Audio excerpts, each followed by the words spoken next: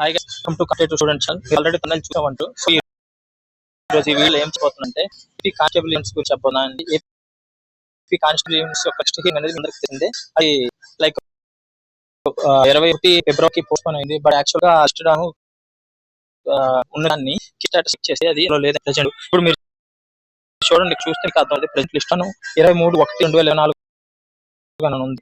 Actual ఇక్కడ previous ఉండేది 1 week back 21 second 24 అని ఉండేది. బట్ వచ్చేసి 23rd 1 ఉంది. సో దీన్ని బట్టి చూసి కేసుని వెనక్కి తీసుకున్నా లేదా కేసుని క్లోజ్ చేశారు అనేది ఇంకా ప్రింట్ ఇన్ఫర్మేషన్ అంటే ఏమీ లేదు. ఒకవేళ కేసును క్లోజ్ చేసిన వెనక్కి తీసుకున్నా ఎక్కువగా నష్టపోయేది మన అభ్యర్థులు ఏంటి హోంవర్క్స్ కాదు. ఎందుకంటే అది చాలా యూస్ఫుల్ ఉంది రిజర్వేషన్ వల్ల. బట్ మనకు మాత్రం వెరీ లాస్ అవుతుంది, చాలా చాలా ఎక్కువ లాస్ అవుతుంది. సో దీన్ని బట్టి చూస్తుంటే మనకి ఏంటి, మనం వేస్ట్ చేయకూడదు.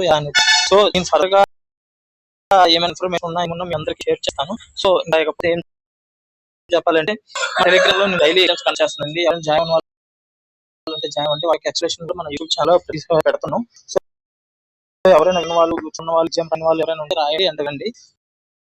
సో ఎక్కువైతే కానిస్టేబుల్ ఈవెంట్స్ నుంచి అయితే ఒకవేళ కేసుని మాత్రం వెనక్కి తీసుకున్నారు అంటే మాత్రమే ఎలా అవుతాం. లేదు ఒకవేళ కేసు మనకు అభ్యర్థులు పాజిటివ్ గా కేసు వచ్చేసి మాత్రం ఆఫ్టర్ ఎలక్షన్స్ అంటే మనకి ఈవెంట్స్ పెట్టి చాయిస్ హై పాజిటివ్ ఉన్నాయండి. అది కూడా నెక్స్ట్ వచ్చే గవర్నమెంట్ అంటే బేస్ ఉంటుంది. సో ఏదనేది మన పాజిటివ్ ఇచ్చేసి పాజిటివ్ గా రెస్పాండ్ అవ్వాలని కోరుకున్నాను. సో మనకి మంచి జరగాలని కూడా ముఖ్యంగా ఆలోచిస్తాను కూడా. సో మీకు ఎటువంటి ఇన్ఫర్మేషన్ ఉన్నా ఏమైనా ఉన్న వెంటనే మన ఛానల్లో పోస్ట్ చేస్తాను. So please follow me and subscribe me, friend.